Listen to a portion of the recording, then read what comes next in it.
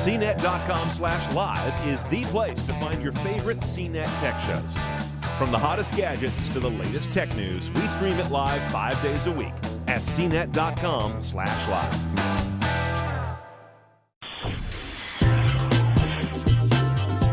Hey, I'm Matthew Moscoviak from cnet.com, and we're going to take a look at the LG BP620. This is LG's top-of-the-line 3D Blu-ray player for 2012, and it's selling for about $130.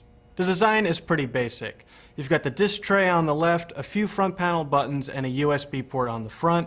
Flip it around and there's just a basic set of ports, including an HDMI output, an optical audio output, and an Ethernet port. There's also built-in Wi-Fi, so you don't need an Ethernet jack in your living room.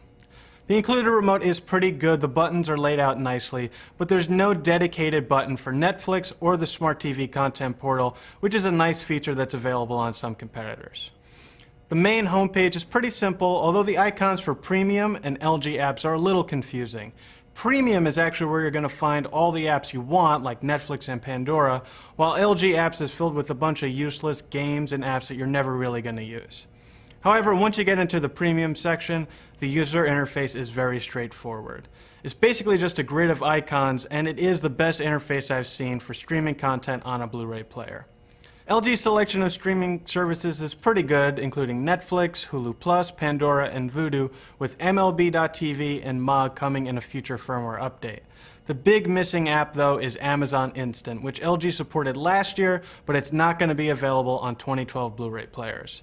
So if you want Amazon on your Blu-ray player, you're going to need to check out some competing models from Panasonic and Sony.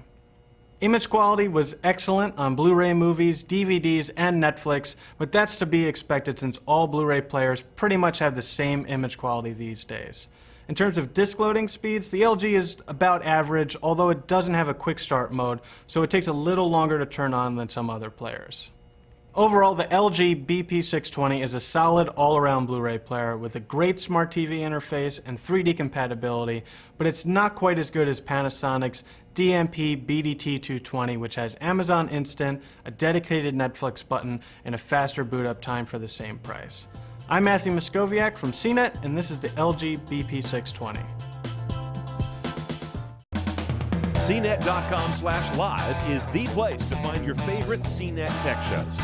From the hottest gadgets to the latest tech news, we stream it live 5 days a week at cnet.com/live.